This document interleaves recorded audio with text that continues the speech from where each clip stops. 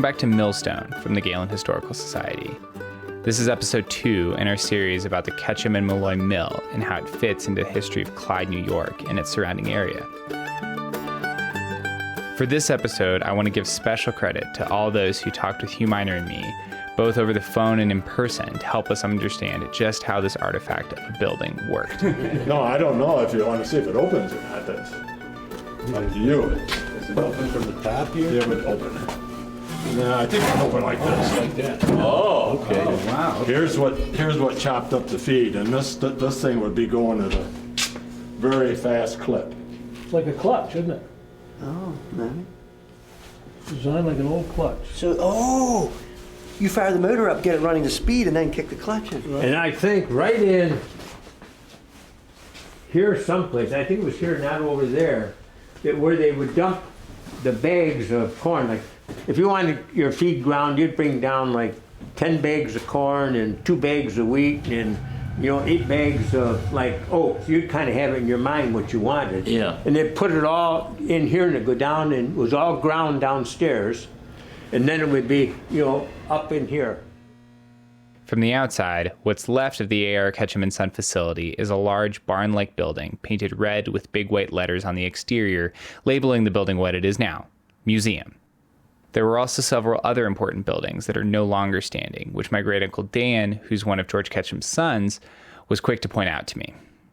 So this feed truck barn where the feed truck would come in the evening, if a farmer was bringing in corn that was still on the cob that was going to be shelled, they would back in, and there was a conveyor belt that went from the truck into the sheller, which I don't even remember seeing the sheller from the lower level. I was like up above. And so they would put their corn on this conveyor belt that would take it right into the sheller. And then, so the coal was like down at the lower level. The trains backed into the coal trestle and then dropped their loads into the lower level, these bins that held a different kind of coal. And then the front office, which you've seen pictures of that have the Ketchum and Malloy, when I was growing up, that was where the paint was stored, because my dad also sold paint, and I'll show you in the office how that was all set up. When you walk in the front door of the old mill building, you're greeted by several Historical Society exhibits. Most prominent is the local Sports Hall of Fame. Among the exhibits, artifacts of the old business are still present, including the controls for the exterior drive-on scale and the desk that housed the register. From our interviews, we got a sense of how the office looked and the cast of characters who would have greeted customers when they came down to the mill for feed or coal or paint. It came at least this far back.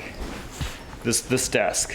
Okay. Then there was like a break, and there was another partition wall here that came out from the scale wall, and came in and curved back towards the front. And there was a big roll top desk here that was probably AR's desk, but it was George's desk, a big roll top desk. So there was a space in between his desk and Mrs. Burdick's desk, and this was the scales in between.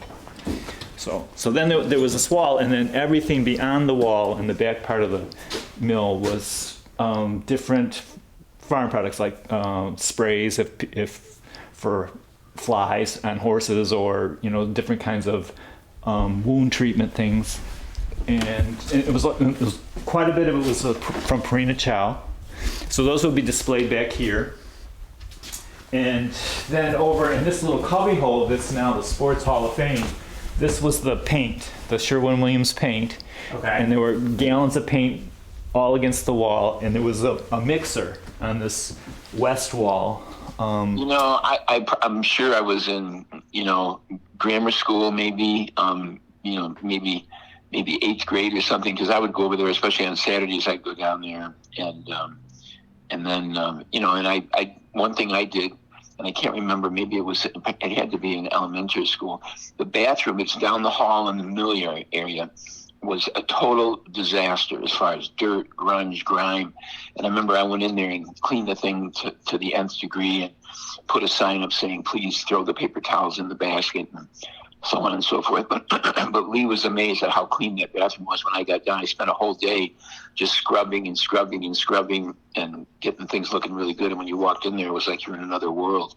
Because before it was just it was a mess, to put it politely. So. And how many people would be working in the office? It'd be Mrs. Burdick. It would be Mrs. Burdick ran the office. I mean, when she was here, she was in charge of the office, and she might be the only one that was here. Because if there was any kind of work that day, in terms of mixing and stuff, Lee Osborne was the main guy, and he would be out in the other part of the mill working on the feed.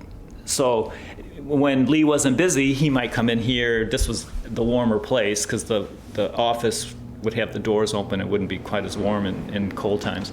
So he might come in here and wait and chat until somebody came in. But mostly it was Mrs. Burdick in here. My dad was always in and out, at least in my memory, because he was a supervisor and he was often away at meetings, or he was a bank. He was on the board of the Briggs Bank, so he'd be going to meetings and back and forth. But when he was here, he would be either at his desk working or going out here to kind of talk with Lee about things that had to be done. So Lee and Mrs. Burdick were the primaries. Chet Burley was the main person in the coal yard. He did all that. But Chet, again, there was no real solid lines. If work was needed in the feed mill and coal wasn't going out, Chet would be here helping Lee, and vice versa. If there was like some special fast order on coal and stuff, Lee would not be opposed to going down and helping Chet. So it was everybody helped where it was needed, basically. Gotcha. And there was another Raymond Osborne who was I don't think he was Lee's brother, but he was maybe a cousin of Lee. I can't tell you for sure, but he often worked here, but he wasn't a regular. Lee and Mrs. Burdick were regulars. They were always here, and Raymond was and Chet, the three of them were the regulars, and Raymond would help sometimes and not help other times when they didn't need him.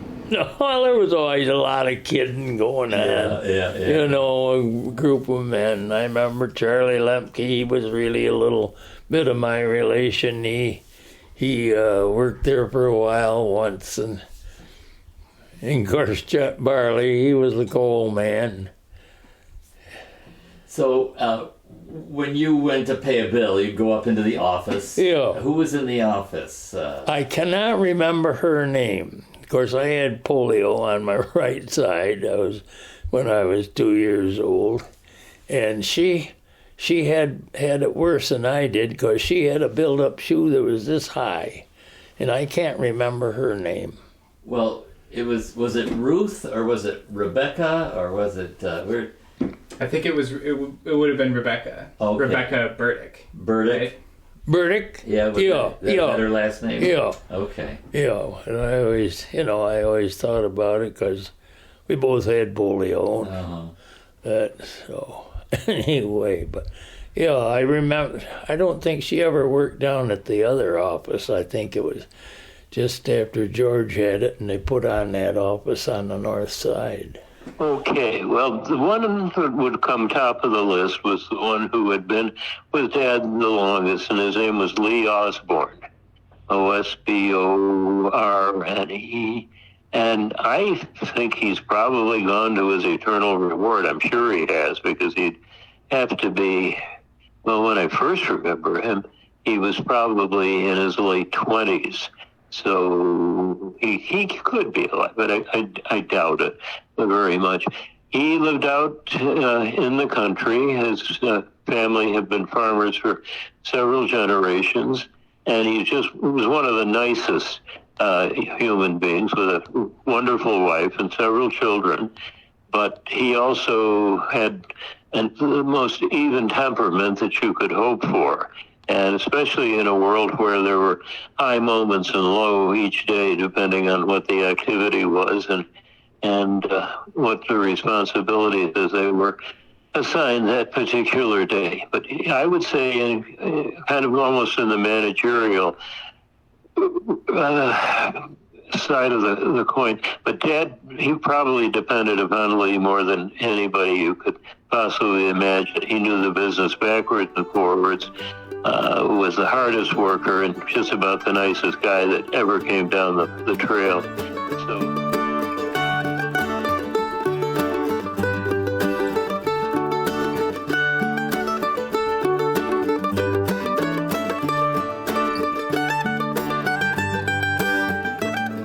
Once inside the mill itself, you immediately notice the array of chutes coming from the different parts of the ceiling, control panels on the wall labeled with on-off switches, and several large contraptions with chutes extending from them.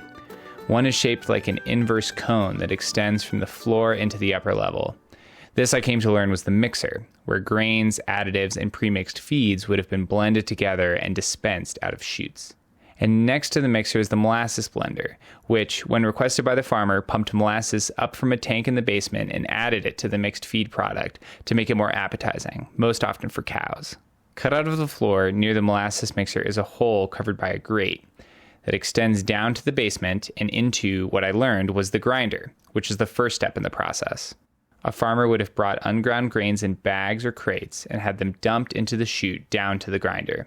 The texture of the grain was controlled by a series of screens that could be configured to get the grain ground to the farmer's specifications.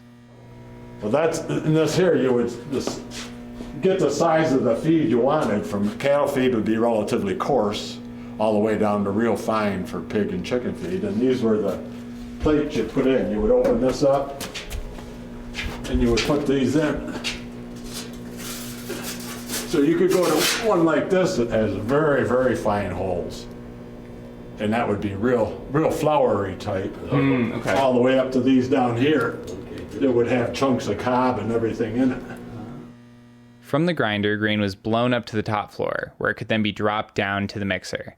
And from the mixer, the grain mixed with additives, salts or vitamins, for example, could be bagged, weighed, and sold back to the farmer. The controls on the main floor controlled the flow of electricity to the various motors that powered these devices. The largest control by far, a black box with a lever on the side, controlled the largest of these motors, the one powering the grinder. There was like a handle here once where they would push in. It was like a dynamo. So they would push it in, and you'd hear this thing spinning up. Zzz, and then when it got to a certain point, you'd hear this click, and then they would pull this lever back. So it had to get to a certain speed before they pulled the stuff back. And I don't even know what all these buttons are for. But these what Could it have been this? Oh, maybe it was that. Yeah. It could have been that. So oh, this isn't connected now. So you pushed it in, and then it would come back. So this was some kind of dynamo. Does it say what it is? It just says General Electric, so it's definitely electrical power. When I showed the room to Will Martin, who operates a contemporary feed mill in the next town over, he understood the scene completely. But yeah, that was a big deal when you flip that old grinder on. You know, there's big, huge fuses in that thing, and the lights all go dim, and you would hear it go. And the thing would just sit there for a long time. The lights would go dim, and it would. Right, and then there's a click, and then you pull it back, you engage it. Yep. Yeah. Learning all this about the elaborate, multifaceted process to go from raw grain to a ground feed and the powerful machines that made it happen, my view of the unassuming red barn was changed. This was not a quaint relic of an agrarian past, but could be better described as a commercial and industrial operation. The realization was only enhanced when I remembered that the personal feed grinding was only a small part of the operation. This building alone also sold premixed feeds, housed laying hens, and mixed paint, not to mention the coal and fertilizer stored in other buildings now invisible to me. And by no means was A.R. Ketchum & Sons the only business or even the sole feed mill in this part of Clyde. In fact, as I learned from our interviews, the mill operation of A.R. Ketchum & Sons paled in comparison to the commercial feed mill operations just across the street, a fact difficult to imagine since the land there now is being used mostly as a parking lot for a car wash and a small bank. Unlike A.R. Ketchum & Sons, this larger mill, called the Clyde Renco Mill and later the Clyde Milling Company, didn't do personal grinding for farmers at all. Rather, they bought grain in bulk, processed it into feed, and shipped it out on rail cars on the adjacent line.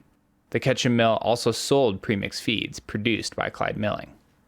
At one time, within just a few hundred feet of these two impressive feed mills was a lumberyard, a farmer's supply store, a creamery, and a coal distributor, one competing with the Ketchum and Molloy business. Through the first half of the 20th century, Clyde, and this business quarter in particular, was an essential hub for farmers, manufacturers, and consumers. And the Ketchum Mill played an important role in that ecosystem. However, by the time my great-grandfather George decided to retire in 1973, the Clyde Milling Company was already long gone, and evidently there were no eager buyers for George's business. And so thereafter, Clyde was left without a feed mill, a staple industry for over a century. From our research and interviews, Hugh and I got a sense of the look and feel of the mill, the cast of characters inside, the hums and clanks of the machinery, the grain-dusted surfaces, and the sweet smell of molasses in the air. But the question remained, why did the mill close when it did? That's the question we turn to in the next and final episode of Millstone.